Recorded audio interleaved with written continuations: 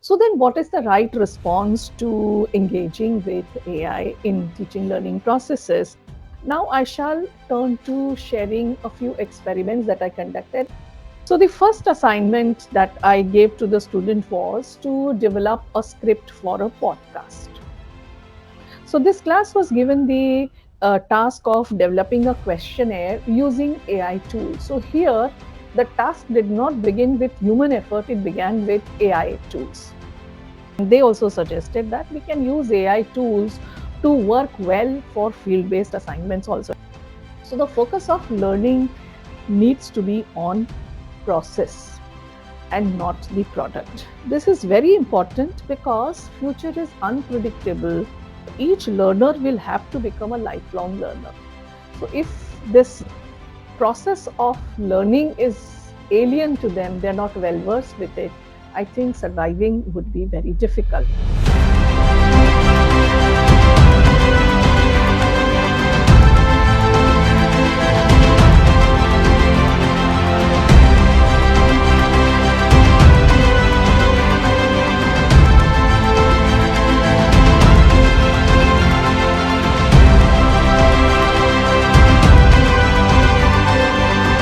A broad framework has been presented by Mr. Sri Kumar, and I shall again reiterate the same by the statement AI has disrupted all spheres of life, including education and learning. I know it's a cliched statement, but it sets the tone for what we are trying to explore and understand in this roundtable conference.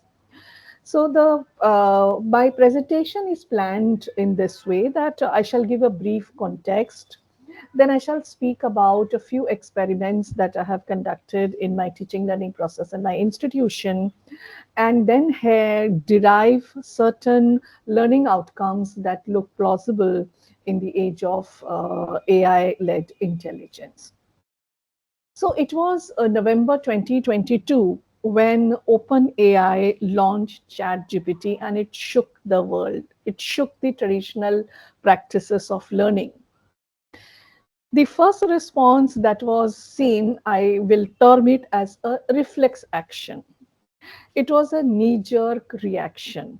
The intention was how to eliminate ChatGPT and similar AI tools from the learning processes, from the assessment processes, how to reject. Now, in order to do that, because it was too sudden a launch and students had grabbed it very readily, the assessment of learning gradually got a little shifted and focused on paper pencil tests and field based assignments, oral and viva voce kind of tests and assessments. Now, gradually, there was a realization that rejection and elimination is not the right response to AI tools. So, there was a focus then again later on detecting AI generated text. So, when submissions are made, assignments are submitted, there is is there a scope of detecting whether it is written by the students or it is AI generated, which led again to AI helping you to humanize the text. And I would say that this cycle will move on, and therefore, walking this path is not the right path. So, then what is the right response to engaging with AI in teaching learning processes? So, broadly, I would suggest it like this. First, develop ability to use AI's assistance for learning. Second, develop ability to decide what one needs to learn. And third, develop ability to decide the benchmarks to know that learning is accomplished. Now, this is a very broad framework that I have given. Now, I shall turn to sharing a few experiments that I conducted. I also am not an expert in this area, but I am very much interested in knowing how students are engaging with me, and therefore, how, as a teacher, I have to engage with them. So these were two experiments I conducted this semester. I teach in undergrad classes as well as PG classes, and these experiments were in the undergrad classes. So the first assignment that I gave to the student was to develop a script for a podcast. I informed the students that they can use AI tools, but only at the stage when I inform them to use it. So the students processed in this way. We collectively decided this process that we will first develop collectively a reading list. And then the first draft would be based on the reading list collectively developed, will be developed by the students. Having done that, then I asked the students to develop three more drafts using AI tools, which they did. And finally, they were to submit the final assignment as a version which would incorporate points from all the four versions. Now, interestingly, there were a few students, only a few, not many, who said that they preferred their own drafts to the drafts that were provided by the AI. But I take it with a pinch of salt. It is too early to take a decision about it. So, this was one experiment. The second experiment was slightly different. I also learned a few lessons as I was doing this exercise with the student. So I modified the process in another class. So this class was given the task of developing a questionnaire using AI tools. So here, the task did not begin with human effort, it began with AI tools. And I instructed them to develop three versions with the help of AI tools.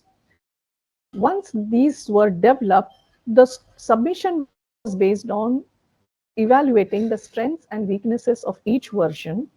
One best version of the three was to be selected, and reasons, justification for selecting that as the best version was to be given.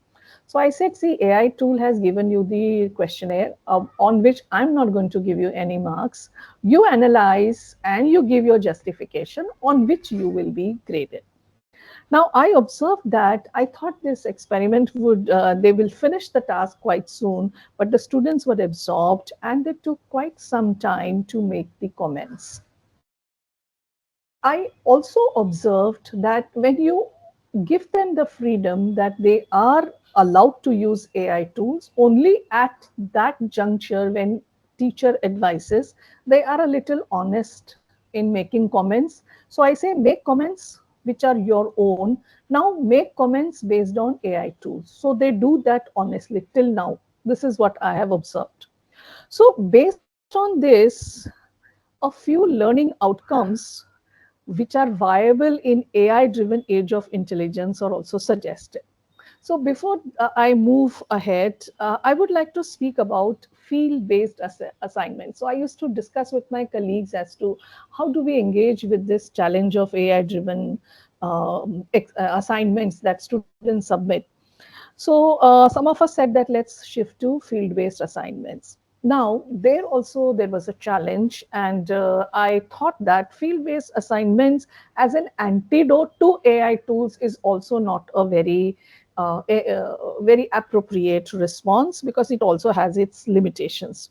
In fact, I thought that, and I discussed it with the students, and they also suggested that we can use AI tools to work well for field-based assignments also. And this suggestion has come from the students, which they said that we can ask the AI tools as to what kind of data we should collect for this particular field assessment, which helps us to do our job well. And they also suggested that once we have collected the data, we can ask the AI tool to generate a report based on the data. I said, fine. And I've kept it at that. I have not reacted to it much.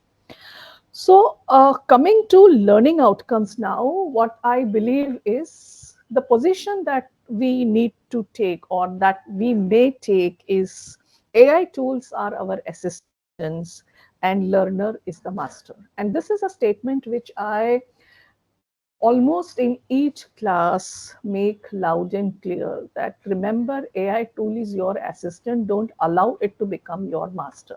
Finally, you are the master.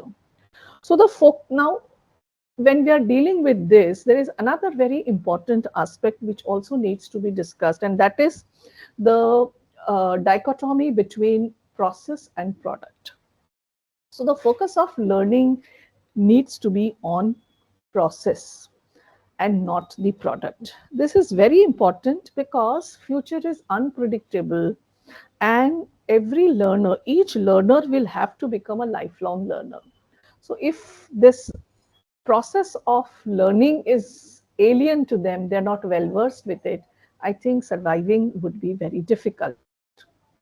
Coming back to process versus product, the problem with product based learning has been experienced in traditional teaching learning processes, both at school level as well as in higher education. For example, I recall the projects that are given to students as assessment are sometimes, at least at the school level, are made by parents, or there's a large portion which is a help from parents or guardians.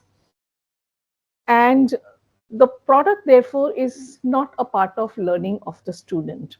Then there was another stage wherein we have observed that information was freely accessible on the internet. So all the projects and assignments would be turned in terms of printouts. And then there was a concern, is it done by the students or is it directly taken from the information that is available? So there was a shift then, which a very, very visible shift that we saw towards handwritten charts or handwritten assignments as an antidote to the previous ones. Now, I think Dr. Vandana, would you just summarize? We'll again yes, come back yes, to that. sure. So, based on this, now, therefore, there are a few learning outcomes that I have tried to develop. The first outcome is first human response. So, what do I know? What do I don't know? What is my background? And what is the purpose for which I want to know? The second learning outcome can be asking AI tools to develop a reading list for this. The third would be develop the ability to check and validate the sources of information. After that, develop the ability to distinguish between global contexts and local context. After that, ability to differentiate between generic descriptions and specific descriptions. And at the end, develop the ability to assess strengths and weaknesses of each draft and select and create the best and justify it. Thank you so much.